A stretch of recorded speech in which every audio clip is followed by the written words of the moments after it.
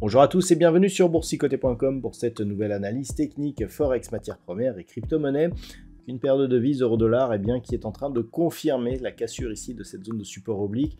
On était venu dans un premier temps se poser sur cette zone des 1,0850. C'était une zone que l'on surveillait puisque le premier contact qui avait eu lieu sur cette zone horizontale avait donné un tout petit rebond technique. On voit ici que l'on est resté sous la moyenne mobile 20 exponentielle.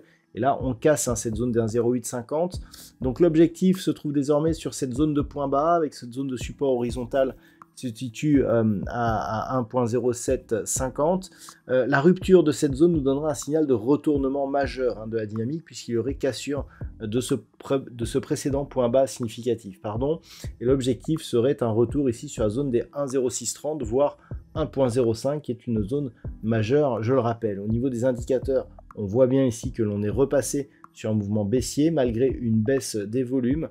On voit ici donc le RSI qui a une trajectoire plutôt baissière aussi. Donc attention ici à une éventuelle accélération et en cas de poursuite de ce mouvement, attention à la zone des 1,0750. Sur la paire de devises livre sterling contre dollar américain, c'est totalement neutre. On est toujours ici dans ce range entre 1,2610 et la zone des 1,2750.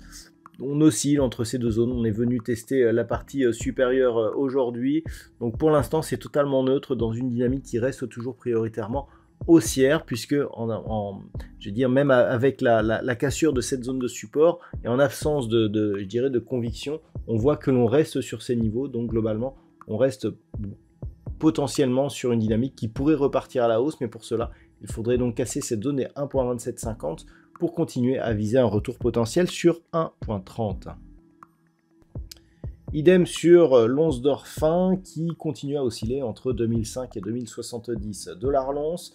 Depuis le niveau historique ici du métal jaune, il n'y a plus de tendance. Un petit peu comme sur la livre sterling, on peut dire qu'en absence, de vecteur de mouvement, le fait d'avoir ici l'or qui reste sur ces niveaux nous indique que, il y a toujours un potentiel plutôt haussier sur cet actif. Donc globalement, ça reste haussier. Une rupture ici de la zone des 2005 nous donnera un signal potentiel d'affaiblissement un peu plus fort, avec comme objectif donc ici cette zone des 1980, puis potentiellement 1937 $ l'once. Et globalement, pour l'instant, ça reste neutre donc sur le métal jaune.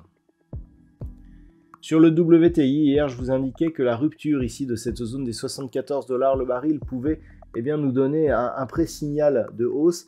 Alors lorsque l'on s'en rapproche, on voit ici que c'est cette zone proche des 76 $ le baril qui est le niveau significatif donc à casser pour inverser la loi de Dow selon la tendance court terme. On voit déjà que l'on a une succession de points bas ici qui est plutôt positive. Donc en gros, ce qui déclencherait justement le signal, ça serait la rupture de cette zone des 76,30 $ le baril qui nous ferait repasser ici dans un mouvement haussier. Mais globalement, tant que l'on est en dessous, nous sommes dans une phase de temporisation, mais d'une tendance qui reste sous l'emprise ici de ce mouvement de consolidation. Et puis enfin, au niveau du Bitcoin, après avoir bien résisté, cette zone des 40 500 a cédé, je vous l'indiquais hier. La séance du jour valide cette cassure, puisque on est resté toute la séance sous cette zone des 40 500 $ pour un Bitcoin. Donc là, les prochains objectifs sont désormais cette zone des 35 000. Point de vue moyen terme, on a tout de même un signal de retournement, puisque l'on n'avait jamais cassé ici une zone horizontale qui avait déjà été testée comme telle. L'annonce ici de la SEC, finalement, n'a pas donné de grande volatilité, alors que c'était attendu. Donc on risque ici de vendre la nouvelle. Donc objectif ici, poursuivre, et donc tant que l'on est en dessous de cette zone des 40 500, objectif c'est un retour ici sur cette zone des 35 000 $ pour un Bitcoin.